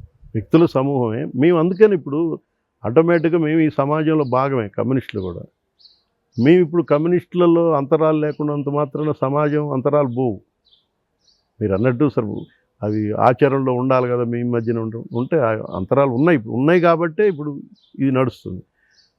మీరు అన్నట్టు గతంలో కమ్యూనిస్ట్ పార్టీ నాయకులుగా పనిచేసిన వాళ్ళు భూములు పంచినటువంటిది, త్యాగాలు చేసినటువంటిది ఉంది. కానీ ఇప్పుడున్న పరిస్థితుల్లో అంత ఆ చైతన్యం ఇంకా రాలేదు. పార్టీల్లో తీసుకురావాలా? చైతన్యం రాలేదా? చైతన్యం కోల్పోయారా భాగం గారు? కోల్పోవటం అంటే సమాజంలో వచ్చినటువంటి పరిస్థితుల్లో కొంత ఆటోమేటిక్గా కమ్యూనిస్టుల మీద కూడా ప్రభావాలు పడుతుంటాయి. మీరు అన్నట్టు సమాజం అంటే నిర్వచనం ఏంటి భాగం గారు? నిజంగా నాకు కూడా తెలుసుకోవాలండి. కమ్యూనిస్ట్ అంటే ఎవరు అసలు? కమ్యూనిస్ట్ అంటే సమాజాన్ని మార్పు కోరేటువంటి ఒక సిద్ధాంతాన్ని నమ్మేటువంటి వాడు కమ్యూనిస్టు. ఓకే. అది ఎటువంటి మార్పు అయి ఉండాలి? అది అంతరాలు లేనటువంటి అందరూ సమాజంలో ఉన్నటువంటి ఉత్పత్తి సాధనాలు లేకపోతే వనరులు, ప్రకృతి వనరులన్నీ సమాజంలో అందరికీ భాగస్వామ్యం అందరికీ చెందాల, కొద్దిమంది చేతుల్లో ఉండకూడదు అనేటువంటిది మార్క్సిస్ట్ సిద్ధాంతం. అది ఆ సిద్ధాంతాన్ని నమ్మినోడు దానికి కొన్ని నిబంధనలతో ఆ పార్టీలో చేరేటప్పుడు మార్క్సిస్ట్ సిద్ధాంతాన్ని నమ్మి ఈ పార్టీలో చేరుతారు. మరి మీ పార్టీలో రాజకీయ బలం అంతా ఒక సామాజిక వర్గం వద్దే లేదా? అది తప్పు. అంటే ఒక్కోసారి పార్టీ పదవులు ఉండొచ్చు. ఇప్పుడు అట్లా అనుకుంటే ఇప్పుడు వేరే బీసీ సామాజిక వర్గం మా జిల్లా పార్టీ సెక్రటరీ, కాబట్టి ఎక్కువ కాలం వేరే సామాజిక వర్గాలు చేసిన కూడా అటువంటి అపోహలు ఉంటాయి. కానీ కమ్యూనిస్ట్ పార్టీలో సెక్రటరీలు ఎవరున్నా అది జాతీయ కార్యదర్శి కానీ, రాష్ట్ర కార్యదర్శి కానీ, జిల్లా కార్యదర్శి కానీ, కార్యదర్శి చేతుల్లో ఏమి ఉండదు. ఓకే. నిర్ణయాలు కార్యదర్శి ఒక్కడు చేయడు. నిర్ణయాలు సమిష్టిగా ఉంటాయి. సమిష్టిగా కమిటీల్లో నిర్ణయాలు చేసిందని సెక్రటరీ చెప్తాడు. చేసిన నిర్ణయాలు ఆ సమిష్టి నిర్ణయాలు నిమ్న వర్గాలకు అనుకూలంగా ఉండవా? అగ్రవర్ణాలకే మద్దతుగా ఉంటాయి? అసలు అట్లే ఉండదు. డెఫినెట్గా ఇప్పుడు మా కమిటీస్లో కూడా బీసీ, ఖమ్మం జిల్లాకు కూడా బీసీ వాళ్ళు గతంలో సెక్రటరీ చేశారు మా సిద్ధి వెంకటేశ్వర, ఇప్పుడు మా దండి సురేష్ కూడా బీసీ వర్గాన్ని చెందిన ఓకే సెక్రటరీ. ఓకే. కమిటీల్లో కూడా బీసీలకు ఎక్కువ స్థానం, అన్ని వర్గాలకు ప్రాతినిధ్యం ఉంటుంది, మహిళలకి ప్రాతినిధ్యం ఉంటుంది, దాంతోపాటు బీసీలకి, ఎస్సీ ఎస్టీ కమ్యూనిటీస్ కూడా అవన్నీ కూడా చూస్తున్నాం మేము. ఆ సామాజిక పొందికలు కూడా ఇప్పుడు ఉన్నటువంటి సమాజంలో అన్ని ప్రజలు మనకి లేకపోయినా ప్రజలు గమనిస్తున్నారు కూడా ప్రజల దానికి అనుగుణంగానే మనం పోవాలి. ఒక సందర్భంలో కొద్ది పని చేసేటువంటి వాళ్ళు ఏ వర్గాలు అది కూడా ఉంటాయి, అన్నీ ఉన్నా కానీ ఇప్పుడు మేము కమిటీల్లో పెట్టేటప్పుడు ఇవన్నీ సామాజిక పొందికలు కూడా చూడాల్సినటువంటి భౌతిక పరిస్థితులు వచ్చినాయి. ఖమ్మం జిల్లా అంటే ఉద్యమాల గుమ్మం అని మనం వింటూ ఉంటాం. మా పెద్దలు కూడా చెప్తూ ఉంటారు. చాలామంది సీనియర్ పొలిటీషియన్స్ కావచ్చు, సీనియర్ జర్నలిస్టులు కూడా మా మీడియా విభాగంలో చాలా పెద్దలు చెప్తుంటారు ఉద్యమాల గుమ్మం ఉమ్మడి ఖమ్మం జిల్లా అని. ఆ పంక్తితోటే ముందుకు వెళ్తూ ఉంటారు చాలామంది. కమ్యూనిస్టుల కంచుకోట ఖమ్మం అంటూ కూడా ఆ నానుడిగా మారిపోయింది నిజంగా. ఈరోజు నిజంగా ఖమ్మం కమ్యూనిస్టుల కంచుకోటేనా? మీరు అన్నట్టు కొద్ది కంచుకోట అంటే ఎన్నికల రూపేణ ఎన్నికల్లో ఫలితాలను బట్టి చూస్తారు కొంతమంది. ఓకే. ఎమ్మెల్యేలు గెలవలేదు కాబట్టి కమ్యూనిస్టుల బలం తగ్గిందనేది జనరల్గా ప్రజల అభిప్రాయం ఉంటుంది, జనరల్గా ఉండేటుంటుంది. కమ్యూనిస్టులకు ఇల్లాని ఉట్టిగానే రాలేదు. దీనికి ఒక చారిత్రక నేపథ్యం ఉంది. ఖమ్మం జిల్లాలో తెలంగాణ సాయుధ రైతాంగ పోరాటంలో ఒక క్రియాశీలకమైనటువంటి పాత్ర పోషించింది. ఆ తర్వాత కూడా ముఖ్యంగా భూమి సమస్య మీద ఇవాళ ఏ గ్రామం వెళ్ళినా ముఖ్యంగా ఏజెన్సీ ప్రాంతంలో కొన్ని వేల ఎకరాలు కమ్యూనిస్టుల పోరాటం వల్ల ఇవాళ పేద ప్రజలకి పోడు భూములు దక్కినాయి. ఓకే. చాలా ప్రాంతాల్లో ఇళ్ల స్థలాల కోసం కమ్యూనిస్ట్ పార్టీలు నిర్వహించబడిన ఇళ్ళు వచ్చినాయి. అనేక ప్రాంతాల్లో భూ పోరాటాలు నిర్వహించడం వల్ల పేదవాడికి కమ్యూనిస్టుల పోరాటం వల్ల భూమి వచ్చింది. ఏ గ్రామానికి పోయినా ఆ గ్రామంలో కమ్యూనిస్టుల పోరాటం వల్ల 100 ఎకరమో 50 ఎకరమో 25 ఎకరాలు వ్యవసాయ భూములు వచ్చినాయి, ఇళ్ల స్థలాలు వచ్చినాయి, కాలనీల నిర్మాణం. పట్టణ ప్రాంతాల్లో అనేక ప్రాంతాల్లో కమ్యూనిస్ట్ పార్టీలు పోరాటం చేసి పేదవాడికి ఇలా మా పార్టీలో ఉండొచ్చు, మా కోటేసి ఓటేయకపోవచ్చు. ఇవన్నీ పోరాటాలు ఏ మూల గ్రామానికి వెళ్ళినా కమ్యూనిస్ట్ పార్టీ పాత్ర లేకుండా, అది ఏ పార్టీ అని కావచ్చు, సిపిఐ కావచ్చు, సిపిఎం కావచ్చు, కొన్ని ప్రాంతాల్లో ఎమ్మెల్యే కావచ్చు, వీళ్ళ పోరాటం వల్లే పేద ప్రజలకు అంత దక్కింది. అటువంటి పోరాటాలు కమ్యూనిస్ట్ పార్టీలు ఈ జిల్లాలో నిర్వహించారు. దశాబ్దాల క్రితమే భూ పోరాటాలు జరిపిన సిపిఐ ఎంతో మందికి దున్నేవాడిదే భూమి అంటూ ఒక నినాదంతో ముందుకు వెళ్ళింది, భూ పోరాటాలు చేసింది. ఇది కూడా దాదాపు 50 ఏళ్ల క్రితం కూడా కావచ్చు, 70 ఏళ్ల క్రితం కూడా కావచ్చు. అప్పటి నుంచే భూ పోరాటాలు కొనసాగుతున్నాయి. కానీ మీ కళ్ళకు కనిపించట్లేదా వెలుగుమట్ల భూదాన్ బాధితుల అంశం? ఎందుకు ఆ అంశంపై చేయాల్సిన స్థాయిలో కమ్యూనిస్టులు ఉద్యమం చేయలేదు అనే ఒక అభిప్రాయాన్ని ఎందుకు ఇతర పార్టీలు వ్యక్తం చేస్తున్నాయి? అంటే అందులో ఒకటి జరిగింది, ఒక కమ్యూనిస్ట్ పార్టీ నాయకత్వంలో ఆ పోరాటం జరిగింది. మేము గతంలో ఇక్కడ మమతా ప్రాంతంలో ఎన్ఎస్పి కాలం మేము కూడా పోరాటం చేస్తే అప్పుడు కూడా తొలగించిన సందర్భంలో జనరల్గా ఏంటంటే మేము వ్యతిరేకించడం, మా శాసనసభ్యుడు వచ్చిండు, మా నారాయణ గారు వచ్చారు, మేము పోయినాం. ఆ రోజు కూడా అసలు మేము పోవటానికి పోతే కూడా అడిగి పోయినిచ్చే పరిస్థితి లేదు. పోలీసు అంత సడన్గా వాళ్ళు ప్లాన్ ప్రకారం ప్రభుత్వం పోలీసులు వాళ్ళు చేశారు దాన్ని. ఆ తర్వాత అందరూ పోరాటం ఒత్తిడిను, తర్వాత లెఫ్ట్ పార్టీస్ అందరం కలిసి జాయింట్ మీటింగ్ పెట్టి దాని మీద ర్యాలీలు ఒత్తిడి తీసుకొచ్చింది. అవన్నీ ఒత్తిడి రాకపోతే తిరిగి ఒక 375 అని అక్కడ పట్టాలు ఇచ్చారు. ఓకే, ఈ ఒత్తిడి లేకుండా ప్రభుత్వం నిజంగా ఇచ్చే ఉద్దేశం ఉంటే అసలు కూలగొట్టరు కదా. అంటే కమ్యూనిస్టు పార్టీల పోరాట ఫలమే ఈరోజు భూదాన్ బాధితులకు న్యాయం అంటారు? తప్పకుండా. ప్రజలు, ముఖ్యంగా కమ్యూనిస్టులు, ఇతర ప్రజానికి ప్రభుత్వం మీద ఒక తీవ్రమైన వ్యతిరేకత వచ్చింది. వాళ్ళు కూలగొట్టడం సమంజసం కాదు. ఇన్ని సంవత్సరాలు ఉన్నప్పుడు వాళ్ళకి అది ప్రభుత్వ భూమి, భూదాన్ భూమి, ఎవరు ప్రైవేట్ వాళ్ళది కూడా కాదు. వాళ్ళు ఆడ పేదవాళ్ళు, అరువులండి. నిజంగా ఎవరన్నా అరువులు లేకపోతే, మేము గతంలో కూడా చెప్పాము, అరువులు లేకపోతే తీసేసి అరువులు తొలగించండి. అంతేగాని అసలు పూర్తిగా తొలగించడం దుర్మార్గం. ఒకసారి చేస్తే పొరపాటు, మళ్ళీ రిపీట్ చేస్తే అది అలవాటు సహజంగా ఎవరికైనా సరే. వెలుగుమట్ల భూదాన్ భూతుల అంశం అటుంచితే, హన్మకొండలో మీరు నిరుపేదల కోసం అక్కడ భూమి కోసం కొట్లాడుతున్నటువంటి, భూ పోరాటం చేస్తున్నటువంటి విషయం అందరికీ తెలిసిందే. హన్మకొండలో కూడా అదే సీన్ రిపీట్ అయింది. చివరికి మీ పార్టీ రాష్ట్ర కార్యదర్శి కూనంనేని సాంబశివరావు అక్కడికి వెళ్ళి పోరాటం చేయాల్సినటువంటి పరిస్థితి ఏర్పడింది. ఒకవైపు మిత్రపక్షం, ఒకవైపు ప్రభుత్వాన్ని విమర్శించలేని పరిస్థితులు చాలా సందర్భాలు ఎదురవుతుంటాయి. అయినప్పటికీ మళ్ళీ ప్రజా పోరాటాలు చేయాల్సి వస్తుంది, కొన్నిసార్లు అరెస్ట్ కూడా అవుతుంటారు. అనేక సార్లు ప్రభుత్వాలపై పోరాటాలు చేయాల్సినటువంటి ఒక సిచ్యువేషన్ ఏర్పడుతున్న నేపథ్యంలో, భూ పోరాటాల కోసం ఇంకా పోరాటాలు చేయాల్సినటువంటి సిచ్యువేషన్స్ ఏర్పడిన నేపథ్యంలో అసలు ఏం చెప్తారు ఈ ప్రభుత్వం చేస్తున్నటువంటి విధి విధానం? మేము చెప్పటమే కాదు, అసలు ప్రభుత్వం ఎన్నికలకు ముందు ఈ గుడిసెలు కూడా ఇప్పుడు వేసినాయి కావు. హన్మకొండ కానీ వెలుగుమట్ల కానీ టీఆర్ఎస్ ప్రభుత్వం హయాంలోనే వేశారు. అవును, టీఆర్ఎస్ ప్రభుత్వం కూడా తీయటానికి సాహసం చేయలేదు. ఇదే కాంగ్రెస్ పార్టీ నాయకులు ఎన్నికలకు ముందు హన్మకొండ వాళ్ళ దగ్గరికి వెళ్ళి, మేము పొత్తు కాబట్టి అడిపోయి, మేము అధికారంలో రాగానే వీళ్ళందరికీ పట్టాలు ఇస్తాం, ఇళ్ల స్థలాలు ఇస్తామని అక్కడ నాయకులు చెప్పారు, అందరు చెప్పారు. ఇప్పుడు హైదరాబాద్లో ఉన్నాయి, మహబూబాద్, అన్ని ప్రాంతాల్లో ఉన్నాయి. మేము గుడిసెలు ప్రభుత్వ భూములు వేసినాం, ఎవరికి అడ్డం కాదు, ఎవరికి నష్టం కాదు. ఆ భూములు ఇతరులు మేము లేకపోతే ఈ పాటికి అన్యాక్రాంతం అయిపోయి ప్రభుత్వ చేతుల్లో కూడా ఉండవు చాలా ప్రాంతాలు. ఇప్పుడు అదే, ఇప్పుడు మా దగ్గర ఇప్పుడు ఖమ్మంలో ఉంది, ఎన్ఎస్పి కెనాల్ మీద మేము వేస్తే గుడిసెలు తీసేసాం, రియల్ మాఫియా కొంతమందికి. ఇప్పుడు వాటన్నిటిని ఆక్రమించుకుంటున్నారు, రెగ్యులరైజ్ చేసుకుంటారు. కొంతమంది రెగ్యులరైజ్ చేసుకుని, కొంతమంది ఆక్రమించుకుంటారు. పెద్ద పెద్ద బడా వాళ్ళు వాటిని కలుపుకొని షాపింగ్ కాంప్లెక్స్ కడతారు. అయినా ప్రభుత్వం ఇది కావట్లేదు. మేము పేదవాడికి వాడికి జగం స్థలం లేనటువంటి వాడికి వేస్తే, అందుకని ఈ ప్రభుత్వం వెలుగుమట్ల పోయి హన్మకొండ, అందుకని మేము సీరియస్ యాక్షన్ దీంట్లో పోయినాం ప్రభుత్వం మీద. ఇక ఎట్టి పరిస్థితుల్లో, ఎందుకంటే మీరు ఇచ్చినటువంటి సీరియస్ యాక్షన్ వెళ్ళారా? మళ్ళీ ఏం లేదు, దశలవారీ కార్యక్రమం. ఎట్టి పరిస్థితుల్లో ఇది క్షమించరానంటే కాంగ్రెస్ ప్రభుత్వం అర్హులైనటువంటి పేదలందరికీ, గుడిసెవాసులకి పట్టాలు ఇవ్వాలని డిమాండ్ తోటి హన్మకొండలో పెద్ద ఎత్తున చేసిన, అన్ని జిల్లా కలెక్టర్ కార్యాలయం ముందు లెఫ్ట్ పార్టీలు ఆధ్వర్యంలో చేసినాం. ఇందిరా పార్క్ దగ్గర మొన్న 10,000 మందితో ధర్నా చేసినాం. మళ్ళీ దీన్ని కొనసాగింపుగా మొన్న మెమోరాండం కూడా ఇచ్చినాం, ముఖ్యమంత్రి గారి దృష్టికి కూడా తీసుకెళ్ళాం. మీరు తక్షణం వీటిని ఇవ్వకుండా ఇదే తొలగింపు కార్యక్రమం చేస్తే విద్యుత్ తరహా పోరాటం లెక్క కూడా ఈ గుడిసెవాసుల పోరాటం చేస్తామని చెప్పేసి మేము అల్టిమేటం ఇచ్చినాం. తప్పకుండా సీఎం గారు మేము పరిశీలిస్తామన్నారు.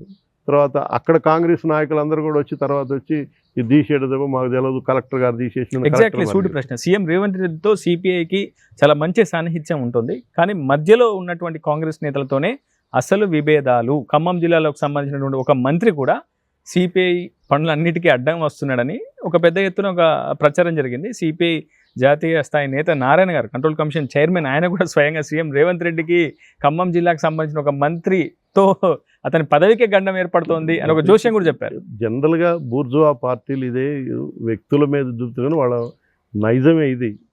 ఎవరినో వాడుకునే సందర్భంలో వాడుకుంటారు, ఆ తర్వాత మర్చిపోయేటువంటి పరిస్థితి ఉంటుంది. వాళ్ళకేమి వాళ్ళ ప్రయోజనాలు వాళ్ళ లక్ష్యాలు తప్ప వేరే ఏం గురించి ఆలోచించరు. అది వచ్చినప్పుడు వాళ్ళ వ్యక్తిగత ప్రయోజనాలు ముఖ్యమవుతాయి. కమ్యూనిస్ట్ పార్టీ మన పొత్తు అనేటువంటి ఒక రాజకీయ అవగాహన లేనటువంటి పరిస్థితులు ఉంటాయి జనరల్గా బూర్జువా పార్టీలో. దానివల్ల నష్టపోయేది వాళ్ళే. మేమేమి మా వ్యక్తిగత ప్రయోజనాల కోసం ఇంకో కోసం మేమేమి అడగం. ఇళ్ల స్థలాలు అడుగుతుంటే అది మా వ్యక్తిగతంగా వచ్చేది కదా. మాకేదైనా అడిగితే ఇవ్వకండి, కమ్యూనిస్ట్ పార్టీకి ఏదైనా అడిగితే ఇవ్వకండి. ఓకే, ప్రజల కోసం అడిగేదాన్ని వాళ్ళ గొంతుకు మేము ఉన్నప్పుడు వాళ్ళ సమస్యలు తీర్చే మీకే మంచి పేరు వస్తుంది కదా. భాగం హేమంత్రావు కేవలం సిపిఐ రాష్ట్ర కార్యవర్గ సభ్యుడే కాదు, ఆల్ ఇండియా కిసాన్ సంఘ్ నేత కూడా. మీరు చెప్పండి, 9 రోజులు 9,000 కోట్లు రైతు భరోసా నిధులు జమ చేశాం. ఈరోజు ఖమ్మం జిల్లాని గోదావరి జలాలతో సస్యశ్యామలం చేశాం. పామాయిల్ పంటను మరింత విస్తరించాం.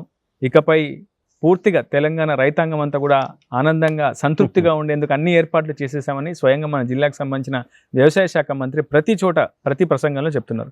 నిజంగా ఈరోజు తెలంగాణలో రైతులు సంతృప్తికరంగా ఉన్నారా లేదా మీరే చెప్పాలి. రైతులు సంతృప్తికరంగా లేరనేది వాస్తవం. అది వాళ్ళకు కూడా తెలుసు. ఇప్పుడు రైతు బంధు ఇచ్చారు, రైతు బంధు ఇస్తామని మీరు చెప్పిందే, కొత్తగా అదనంగా ఏం లేదు. ఆ రైతు బంధు కూడా పోయిన రబీకి సంబంధించి యాసంగికి సంబంధించి 2 ఎకరాల వరకు ఇచ్చారు. అవును, ఆ వ్యతిరేకత వచ్చింది కాబట్టి ఇప్పుడు మొత్తం అందరికీ ఇచ్చారు 9,000 కోట్లు. మంచిది, 9,000 కోట్లు ఇచ్చినందుకు మేము సంతోషం. దీన్ని రెగ్యులర్గా ఇవ్వండి అని మేము కోరుతున్నాం. వచ్చినటువంటి 2.5 5 పంట కాలాలు అయితే 2 పంట కాలాలకి ఎగ్గొట్టారు. ఓకే, 3 పంట కాలాలకి ఇచ్చారు సక్రమంగా.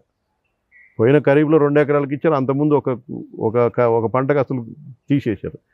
ఇంకోటి ఆయిల్ ఫాములో దాన్ని సాగు పెంచడం ఇవన్నీ మంచిది, అభినం ఏమేం కాదు. కానీ రైతులు సంతోషంగా ఉంటారు అనేది అది వాస్తవం కాదు. రైతాంగం చాలా ఇబ్బందులు ఎదుర్కొంది. మీరు ఇచ్చేటువంటి ఇది ఇంకెన్ని అదనపు భారాలు పడుతున్నాయో మీకు అర్థం కావట్లేదు. ఇప్పుడు రైతు నువ్వు 6,000 12,000 రూపాయలు ఇస్తే రైతుకు నిజంగా సంతోషంగా ఉన్నాడా? మరి సిపిఐ నేతలు సీఎంని కలిసి కేంద్రం మొక్కజొన్న కొనుగోలు చేయకపోయినా రాష్ట్ర ప్రభుత్వం కొనుగోలు చేసిందని ప్రశంసించడం, మేము మొక్కజొన్న కొనుగోలు కేంద్రం ప్రారంభించాలని మేము ధర్నా చేసినాం.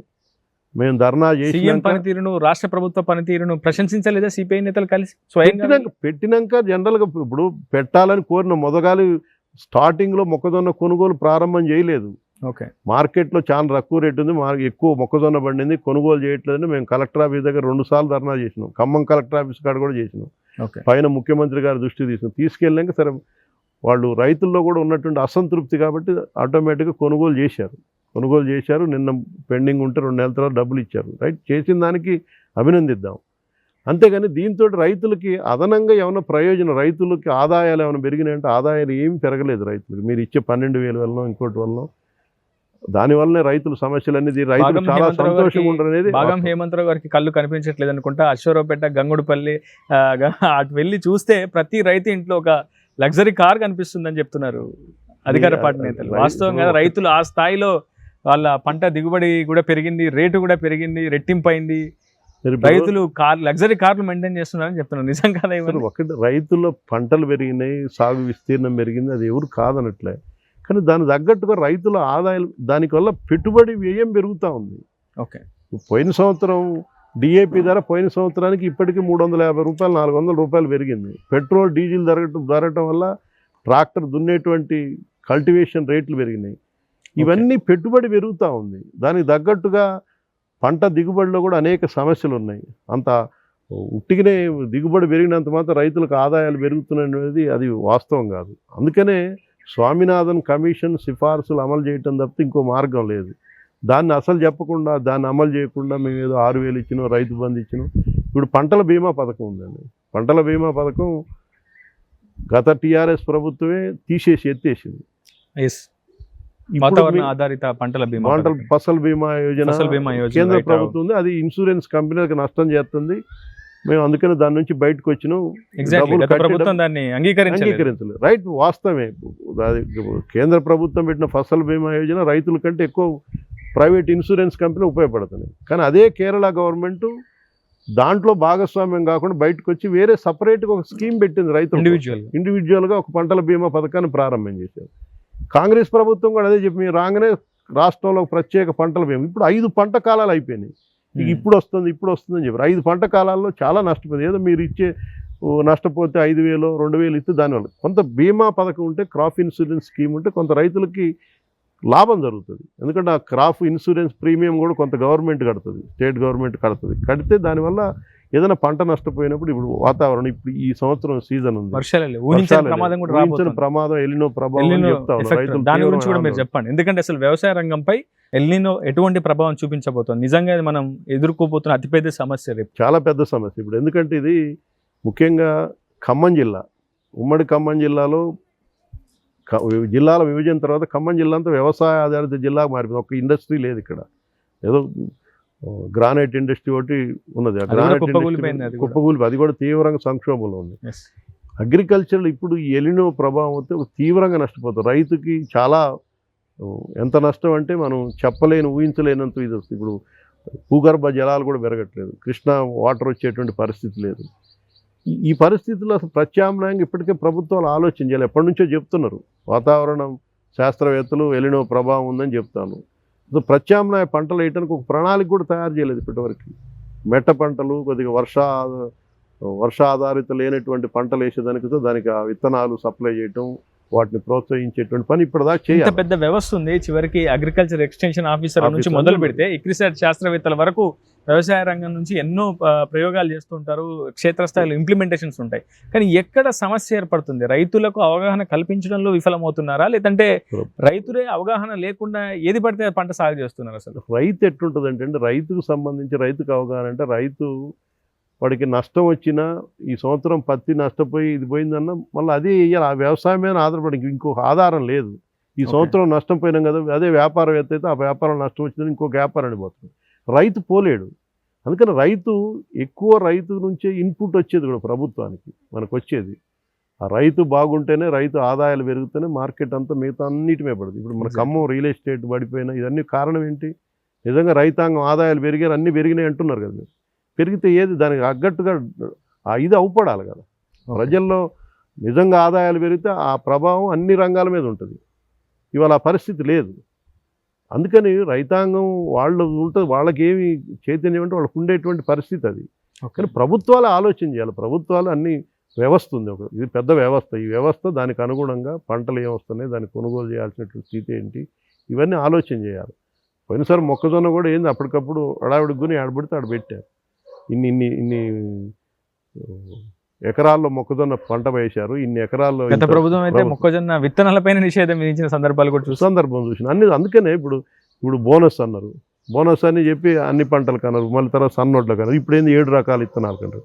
రైట్, ఆ 7 రకాల విత్తనాలు నువ్వు ఎంతవరకు సప్లై చేసినా ముందే ఉండాలి కదా.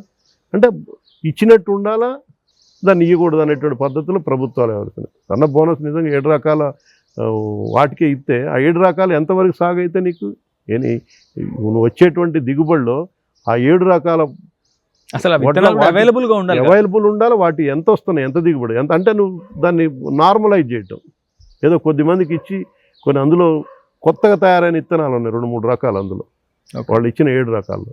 ఆ 7 రకాల కొత్త రకాలు ఎంతమందికి అందుబాటులో ఉంటాయి రైతులకి, ఎంతమందికి. అందుకని ప్రభుత్వాలు ఆలోచన లేకుండా ఒకవైపు రైతులను ఏదో 2 లక్షల రుణమాఫీ అన్నారు. గతంలో టీఆర్ఎస్ ప్రభుత్వం 1,00,000 రూపాయలని చేయలేదు. అందుకే రైతులు మొన్న సీఎం సభలో సీఎం రేవంత్ గారికి, డిప్యూటీ సీఎం బట్టి విక్రమార్క గారికి పాలాభిషేకాలు చేశారు. రుణమాఫీ పూర్తయింది, రైతు భరోసా నిధులు మంజూరు, రైతులు స్వయంగా చేశారు. చూడట్లేదు రైతులు చేశారు. చేయాల్సింది ఎంత, చేసింది ఎంత? 2 లక్షల రుణమాఫీ మీరు చెప్పింది ఏంటి? మీరు చెప్పటం కాదు, జీవో ఇచ్చారు. జీవోలో ఏమి ఇచ్చారు? 2 లక్షల కార్డు కూడా ఇచ్చారు. గైట్ కార్డు 2 లక్షల పైన ఉన్నట్టు దాన్ని మీరు కట్టుకోండి, 2 లక్షలు మేము జమ చేస్తామని చెప్పారు. జీవోలో ఇచ్చారు. ఏదో ఉట్టిగా నోటి మాటతో ఛాన్సాలు చెప్పారు, దేవుళ్ళ మీద ప్రమాణం చేసి 2 లక్షల పైబడిది మీరు కట్టుకుంటే 2 లక్షలు మీకు వేస్తామన్నారు. చివరికి దాన్ని ఏం చేశారు? 2 లక్షల వరకే మాకు, 2 లక్షల పైన ఉన్న వాళ్ళకి మాఫీ చేయలే. ఓకే, అసలు లెక్కల ప్రకారం 45,000 కోట్ల రూపాయలు రుణమాఫీ చేయాలి. దానికి ఖర్చు ఇది అయిద్దని మీకు గవర్నమెంట్ లెక్కలు మీకు ఇచ్చారు. బ్యాంకులు ఏ బ్యాంకులో 2 లక్షలు పైబడిన రుణాలు ఎంత అనేది ఇచ్చారు. 2 లక్షల వరకు మాఫీ చేస్తే మీరు చేసింది ఎంత? 23,000 కోట్లు చేసి 45 కూడా 50% రైతుల్లో అందుకని దానివల్ల రైతుల్లో ఇప్పటికీ రుణమాఫీ మీద సంతృప్తిగా లేరు మీ ప్రభుత్వం పట్ల. మీరు ఎన్ని చెప్పినా రుణమాఫీ పట్ల రైతుల్లో సంతృప్తి లేదు. Okay, coming to the point భాగం గారు, ఖమ్మం జిల్లా నేలకొండపల్లి మండలం ముఠాపురం గ్రామం గుర్తుందా? అతి సాధారణ కుటుంబం నుంచి వచ్చినటువంటి భాగం హేమంతరావు జిల్లా కార్యదర్శిగా, సిపిఐ రాష్ట్ర కార్యదర్శి వర్గ సభ్యుడిగా, ఆల్ ఇండియా కిసాన్ సంఘ్ నేతగా ఎదిగారు. దాదాపు 30 ఏళ్లకు పైగా రాజకీయ ప్రస్థానం. ఎటువంటి ఒడిదుడుకులు ఈ రాజకీయ ప్రయాణంలో భాగం చూశారు? నేను మా కుటుంబం కూడా కమ్యూనిస్ట్ పార్టీ కుటుంబం నుంచి వచ్చాను. నేను మా ఫాదర్ వాళ్ళు కూడా, మా ఫాదర్ సిపిఎం సభ్యుడు, ఆ తర్వాత సిపిఐలోకి వచ్చాడు. నేను విద్యార్థి దశ నుంచే ఏఎస్ఎఫ్లో విద్యార్థి సంఘంలో పనిచేసిన, యువజన సమాఖ్యలో పనిచేసిన తర్వాత పార్టీ ఉమ్మడి ఖమ్మం జిల్లాకి 11 సంవత్సరాల పాటు కార్యదర్శిగా పనిచేశాను. ఒడిదుడుకులు అంటే కమ్యూనిస్ట్ పార్టీలో ప్రధానంగా కమ్యూనిస్ట్ పార్టీలో ఒడిదుడుకులు ఉంటాయి. ఇదేమి మేము చేరేటప్పుడే ఇందులో పార్టీలు అన్ని సుఖాలు వస్తాయి, లేకపోతే ఎమ్మెల్యే అవుతాం, ఎంపీలు అవుతాం, లేకపోతే ఇంకేదో పదవులు వస్తాయనేటువంటి ఆశతోటి ఇందులోకి వచ్చిన వాళ్ళం కాదు. కాబట్టి ఇవన్నీ సహజం. కమ్యూనిస్ట్ పార్టీలో జనరల్గా వస్తున్నటువంటి వీటన్నిటినీ ఉంటాయి కాబట్టి ఆ మెంటల్గా ప్రిపేర్ అవుతున్నాం కాబట్టి దానికి అనుగుణంగానే ముందుకు పోతున్నాం. ఆ పద్ధతుల్లోనే ఉంటాయి, భవిష్యత్తులో కూడా ఉంటాయి. కమ్యూనిస్ట్ పార్టీ పుట్టినప్పుడు ఇందులో ఎవరు పని చేసినా కూడా కష్టాలు ఉంటాయి. ఎట్లా సాధ్యమైంది భాగం గారు? సహజంగా ఏ రాజకీయ పార్టీ నేతకైనా ఏదో ఒక సమయంలో ఒక ప్రజాప్రతినిధి కావాలన్న కాంక్ష చాలా బలంగా చూస్తున్నాం. అది సర్పంచ్ అయినా కానీ, లేదంటే ఎమ్మెల్యే అయినా కానీ, ఎంపీ అయినా కానీ, ఖచ్చితంగా ప్రజాప్రతినిధి కావడం ఒక ప్రతి రాజకీయ నాయకుడికి అంతిమ ఎజెండా. అది కోరిక. మరి భాగం గారికి అది లేదా, రాలేదా? కేవలం ఒక పోరాట పంతానే ఎంచుకోవడానికి గల కారణం ఏంటి? అంటే మీరు అన్నట్టు మేము ఏదో లేదంటే అదేదో ఇది ఉన్నట్టు ఉంటాయి కానీ అంటే అవకాశం రాలేదా, లేకపోతే అదే ఇక కావాలనేటువంటి కోరిక ఉండటం వేరు, ఇక అది అయితేనే ఇది అనేది వేరు. ఓకే, మనిషి అన్నాక కోరిక ఉంటుంది, ఉండాలి కూడా. ఏ పార్టీ నాయకుడైనా కోరిక ఏదో కోరిక, కానీ ఆ కోరిక నెరవేరితేనే ఈ పార్టీ మంచిది, లేకపోతే అది నెరవేరదు కాబట్టి మనం ఈ పార్టీలో వద్దనేటువంటి అది ఉండకూడదు. అది లేదు నాకు. కోరిక ఉన్నది, దానికంటే మించిన అవకాశాలు వచ్చినటువంటి సంతోషం ఉంది నాకు. పార్టీలో మంచి బాధ్యతలు ఇచ్చారు. నేను విద్యార్థి ఉద్యమంలో కానీ, యువజన ఉద్యమంలో కానీ, పార్టీలో కూడా నాకు ఆ గుర్తింపు పార్టీలో లభించింది. దాంతో నేను ఇప్పటివరకు లభించిన గుర్తింపుతో మీరు సంతృప్తికరంగా ఉన్నారా, లేదంటే సిపిఐలో ఒక అత్యున్నతమైనటువంటి పదవిలో, రాష్ట్ర స్థాయి అత్యున్నత పదవిలో భాగం హేమంతరావు గారిని చూసే అవకాశం ఉంటుందా మాకు?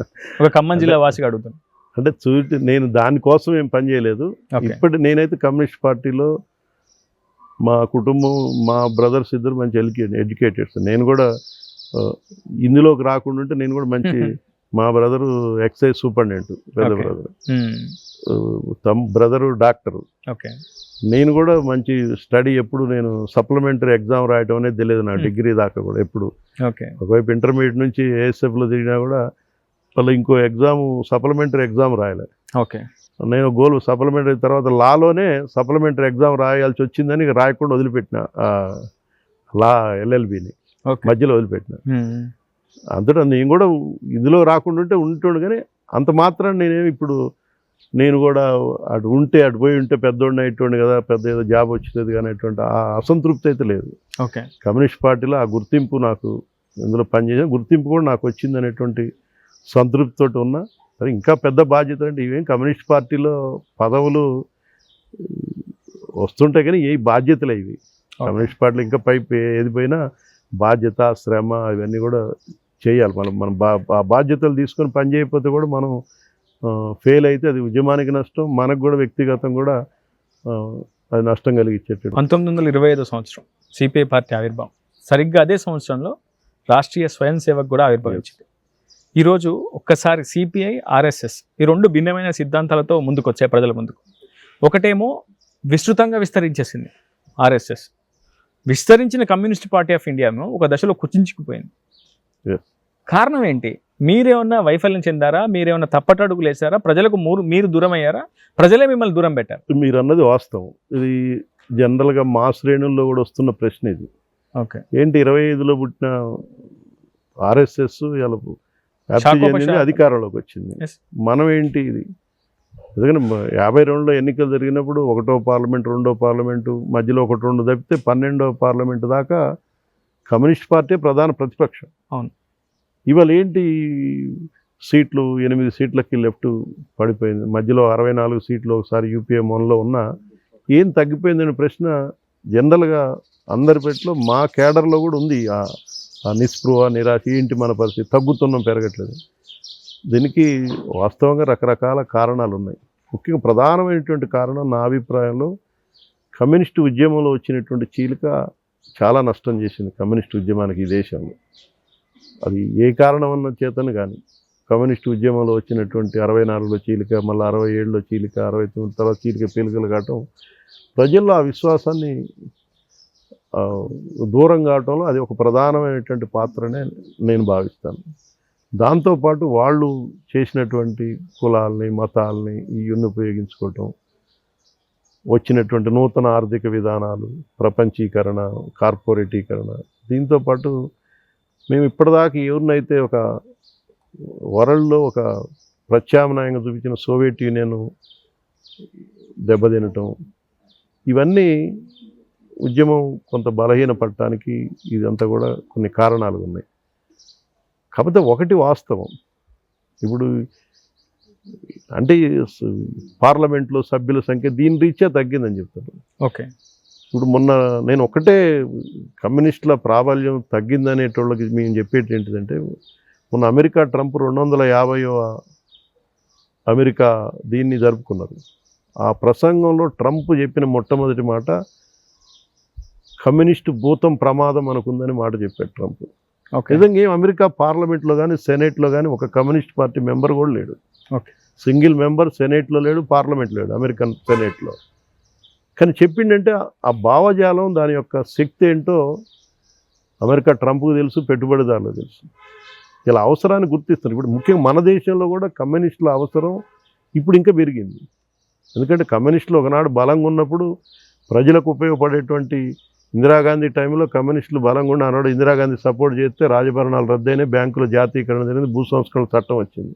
అయితే యూపీఏ గవర్నమెంట్లో 64 మంది సభ్యులు ఉంటే ఉపాధి హామీ చట్టం వచ్చింది, అటవీ హక్కుల పరిరక్షణ చట్టం వచ్చింది, సమాచార హక్కు చట్టం వచ్చింది. ఇవాళ బలం తగ్గింది కాబట్టి చాలా ప్రజలకు వ్యతిరేకమైనటువంటి చట్టాలు తీసుకొస్తున్నారు. తీరని నష్టం జరుగుతుంది, అన్ని ప్రైవేటీకరణ అయిపోతుంది, ఎల్ఐసి లాంటి సంస్థలు కూడా ప్రైవేట్ వాళ్ళకి అప్పచెప్తుంది. అందుకని కమ్యూనిస్టుల అవసరం ఇంకా పెరుగుతూ ఉంది. అసలు విషయానికి వద్దాం బాగా గారు, సనాతన ధర్మంపై మీ అభిప్రాయం ఏంటి? సనాతన ధర్మం కమ్యూనిస్టులకు హిందువులపై కోపమా, బీజేపీపై కోపమా? అసలు హిందువుల మీద కోపం కానీ బీజేపీ మీద కూడా ఎందుకు కోపం? బీజేపీ మతాన్ని రాజకీయాలకు వాడుకుంటుంది. మతం వ్యక్తిగతమైనటువంటి అంశం. మేము ఎప్పుడు కమ్యూనిస్ట్ పార్టీగా హిందూ మతంని తిట్టేది కానీ ఇది కానీ లేదు. మన భిన్నమైనటువంటి మతాలు, భిన్నమైనటువంటి సంస్కృతులు, భిన్నమైనటువంటి భాషలు, భిన్నమైన జాతులు, ఇది ఉన్నటువంటి దేశం. ఇది వాస్తవ పరిస్థితిని మనం అర్థం చేసుకోకుండా హిందువులే ఇది అనేటువంటి ఇది, ఎవరు మతాన్ని వాళ్ళు గౌరవించుకోవచ్చు, ఎవరికి ఇష్టమైన దేవుడిని వాళ్ళు పూజించుకోవచ్చు. లేదా కమ్యూనిస్టులు అంటే దేవుడికి వ్యతిరేకం, మతానికి మతానికి వ్యతిరేకం కాదు, మతోన్మాదానికి వ్యతిరేకం. మేము కమ్యూనిస్టులుగా మతానికి ఎప్పుడు వ్యతిరేకం కాదు, మతోన్మాదానికి వ్యతిరేకం. దాని నుంచి ఆటోమేటిక్గా మతం అనేది దాని అంతటా అది పోవాలి. మనం ఏదో పోగొడితే పోదు. ఆ చైతన్యం, ఆ వర్గ చైతన్యం ప్రజల్లో వచ్చినాడు. ఆ మతం అవసరం లేనప్పుడు ఆటోమేటిక్గా మతం అదే అంతరించిపోద్ది. మార్క్స్ చెప్పింది కూడా అదే. మతాన్ని ఏదో మనం పోగొడితే పోదు అది. అది ముఖ్యంగా మన కులము, మతం అనేది మన భారతదేశ సంస్కృతిలో ఒక భాగం అయిపోయింది. భాగమైన వాటికి ఆ కులం పేరుతో జరిగేటువంటి వారిని వివక్షని, వాటికి వ్యతిరేకంగా మనం పోరాడాలి. అందుకే కమ్యూనిస్ట్ పార్టీగా మీరు అన్నట్టు అంబేద్కర్ వ్యతిరేకం ఇంకోటి కాదు. అంబేద్కర్ ఆ కులానికి వరకే ప్రాధాన్యత ఇచ్చాడు. కమ్యూనిస్టులు వర్గ పోరాటాలకు ఎక్కువ ప్రాధాన్యత ఇచ్చాడు. ఓకే. అందుకని మతానికి వ్యతిరేకం కాదు. అందుకని బీజేపీకి ఎందుకు వ్యతిరేకం అంటే బీజేపీ దాన్ని ఆ పద్ధతుల్లో ప్రజల్లో ఉన్నటువంటి ఆ సెంటిమెంట్ని ఉపయోగించుకొని దాన్ని రాజకీయాల్లో తీసుకొచ్చి దాని ద్వారా మళ్ళీ తిరిగి పాత చాతుర్ణ వ్యవస్థ తీసుకొచ్చేటువంటి పరిస్థితులు తీసుకొస్తుంది. ఇప్పుడు ప్రధానంగా ఏంటి, డార్విన్ పరిణామ సిద్ధాంతాన్ని పాఠ్యపుస్తకాల్లో తీసేశారండి. 10th క్లాస్ సోషల్లో ఉంటుంది డార్విన్ పరిణామ సిద్ధాంతం. మానవుడు మనిషి ఎట్లా పుట్టాడు, పరిణామ క్రమం ఏంటి, ఆ పరిణామం అదే ఒక సైంటిఫిక్. అదేమి మూఢనమ్మకం కాదు, లేకపోతే ఇది కాదు. సైంటిఫిక్గా అనేక సంవత్సరాలు దానికి ఉన్నటువంటి చరిత్రను చెప్పే ఒక సైంటిఫిక్ అంశాన్ని తీసేటువంటి ప్రజల భావాల్ని మనం అర్థం చేసుకుండా దాని ఒక శాస్త్రీయత లేకుండా తీస్తే దానివల్ల ప్రమాదం దేశానికి. అందుకని ఆ మతోన్మాద సనాతన ధర్మం పేరుతోటి బీజేపీ చేస్తున్నటువంటి దానికి వ్యతిరేకంగా మేము ఫైట్ చేస్తున్నాం, ఆ భావజాలం కదా. అందుకని మమ్మల్ని ప్రధాన శత్రువులు చూస్తుంది బీజేపీ. మిగిలిన ఎవరు టీఆర్ఎస్, చంద్రబాబు నాయుడు ఒకప్పుడు వ్యతిరేకంగా ఉంటారు, ఒకప్పుడు కలిసి ఉంటారు వీళ్ళందరూ. కానీ ఆ భావజాలానికి వ్యతిరేకంగా మేము ఫైట్ చేసేది మేము కాబట్టి కమ్యూనిస్టులు వ్యతిరేకంగా చూస్తున్నాం. నా ప్రశ్న కూడా అదే హేమంతరావు గారు. సైద్ధాంతిక భావజాలం ఉన్నటువంటి వ్యక్తులు సిపిఐలో ఉన్నారు, కానీ వాళ్ళకి సముచిత స్థానం పార్టీ కల్పించట్లేదా, లేకపోతే వాళ్ళే వినియోగించుకోవట్లేదా పార్టీ ప్లాట్ఫామ్? లేదు, అట్లా ఇలా సైద్ధాంతిక భావజాలం ఉన్నటోళ్ళని ఉపయోగించుకుంటూ ఉన్నారు ఇప్పటికి కూడా. కాకపోతే మీరు అన్నట్టు అది తగ్గింది, గతం మీద కొంత తగ్గింది. దీనికి ప్రధానమైనటువంటి కారణం గతంలో విద్యార్థి ఉద్యమాలు, విద్యార్థి సంఘ ఎన్నికలు జరిగినప్పుడు విద్యార్థులు కూడా రాజకీయాల పట్ల ఒక ఆసక్తి ఉండేది. అది తెలుసుకునేది.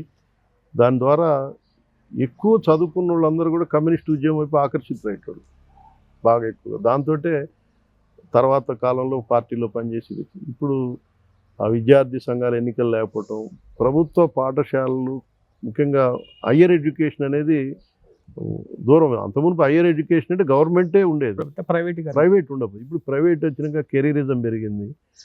అందుకని ఇప్పుడు పెద్ద పెద్ద ర్యాంక్ వచ్చినోడికి అసలు సమాజం గురించి ఏమీ తెలియదు.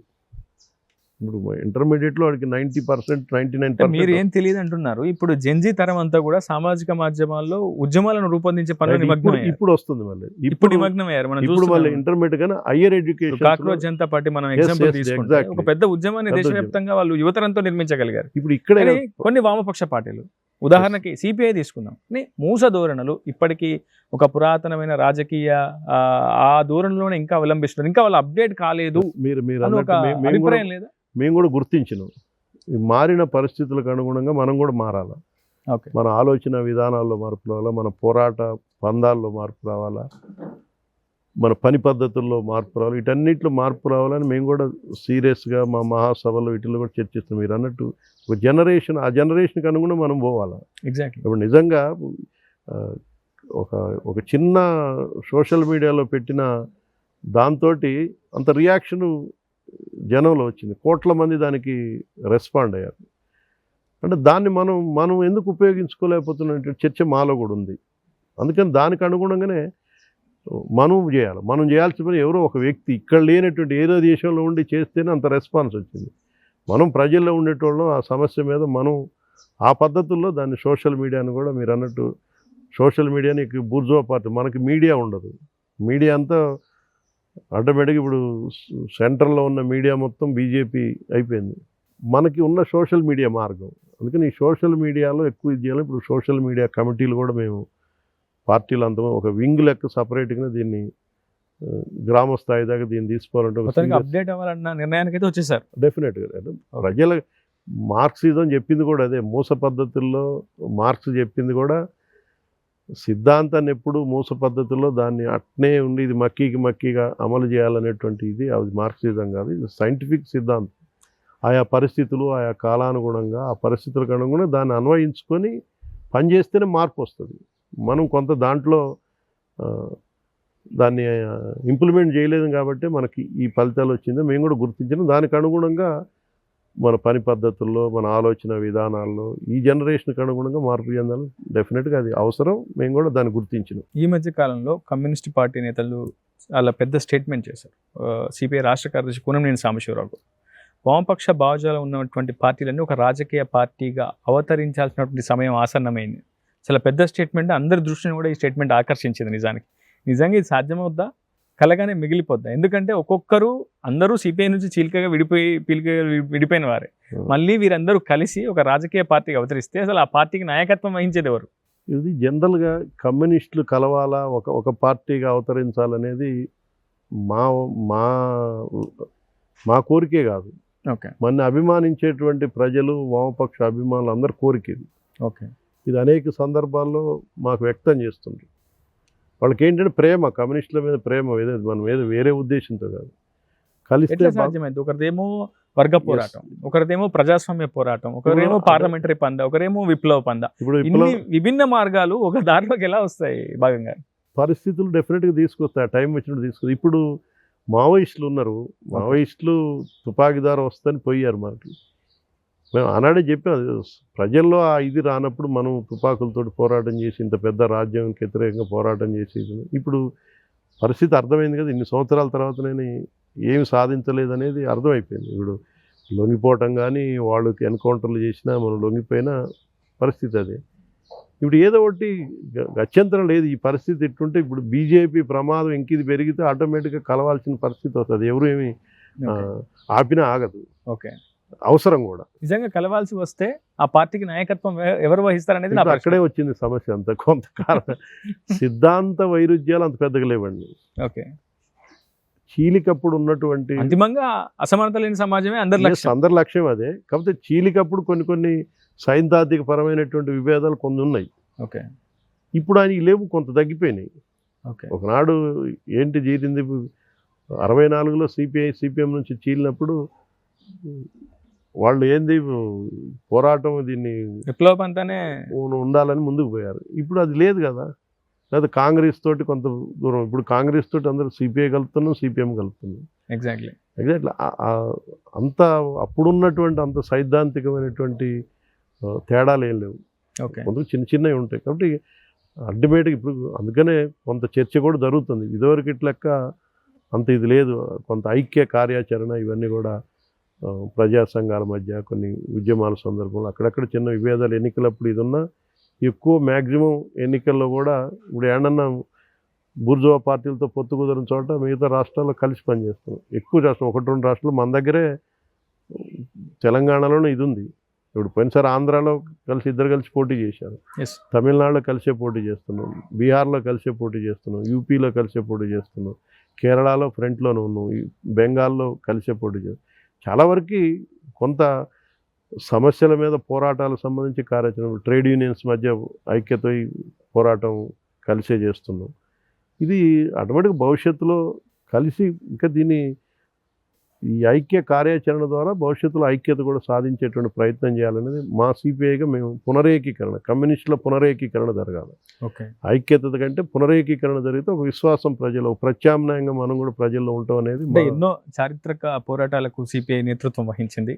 ఎందుకు సిపిఐ ఏ పునరేకీకరణకు నాయకత్వం వహించకూడదని నేను అంటున్నాను.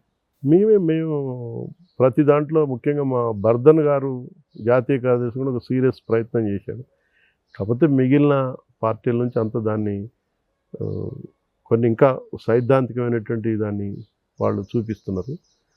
భవిష్యత్తులో మనం కూడా దాన్ని అది ఉంటేనే ఇది అనేటువంటిది అది కాకుండా వీలైనంత వరకు ఐక్యత పోయి ఐక్యత ద్వారా తర్వాత పునరేకీకరణ జరిగే దానికోసం సిపిఐగా మేము ఎప్పుడు దానికి కట్టుబడి ఉన్నాం. దానికోసం అవకాశం వచ్చినప్పుడల్లా దానికోసం ప్రయత్నం కూడా చేస్తుంది. ఫైనల్ క్వశ్చన్ భాగం గారు, 2.5 ఏళ్ళ పాలన ముగిసింది ప్రజాపాలన పేట కాంగ్రెస్ ప్రభుత్వంలోకి వచ్చిన తర్వాత.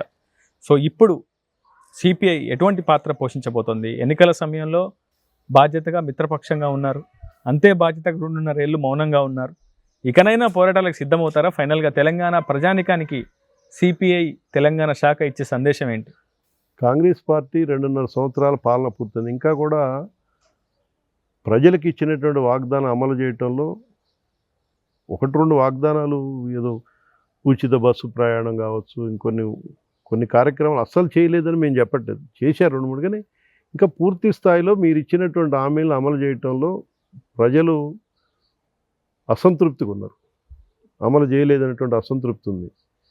ఆ అసంతృప్తి ఆగ్రహంగా మారకముందే మీరు ఇచ్చినటువంటి హామీల వైపు చిత్తశుద్ధితో కృషి చేస్తే మంచిది.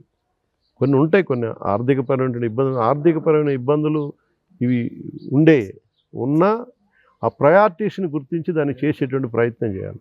ఇప్పుడు సీతారామ ప్రాజెక్టు ఉంది మన జిల్లాదే. ఇక్కడ సీతారామ ప్రాజెక్టు ఇది దీర్ఘకాలికమైనటువంటి ఖమ్మం జిల్లా ప్రజల కోరిక. ఇది దీనికోసం అనేక పోరాటాలు చేసినాం, కమ్యూనిస్టులకు చేసినాం, ఇతర పార్టీలకు చేసినాం. చాలా పెద్ద ఎత్తున పోరాటం చేస్తే ఆ ప్రాజెక్ట్ వచ్చింది.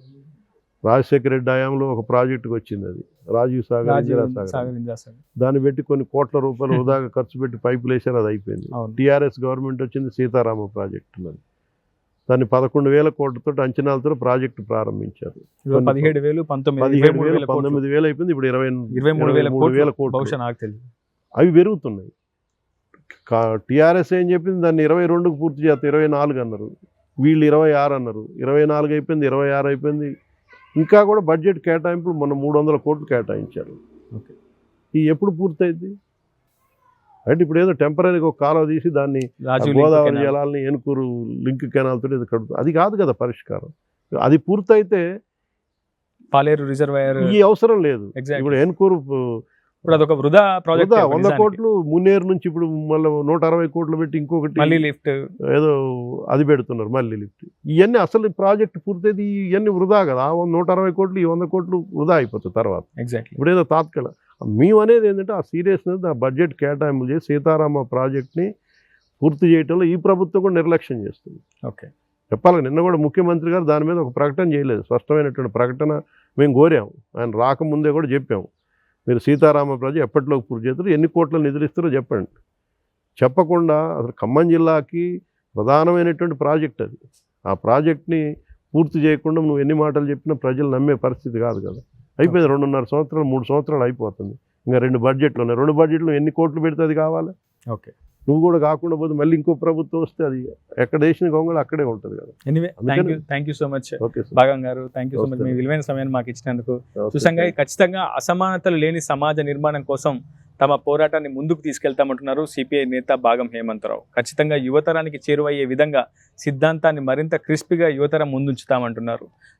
తాము అప్డేట్ చేసుకుంటూ పార్టీని కూడా అప్డేట్ చేసే పనిలో నిమగ్నమయ్యా అంటున్నారు సిపిఐ నేత భాగం హేమంతరావు.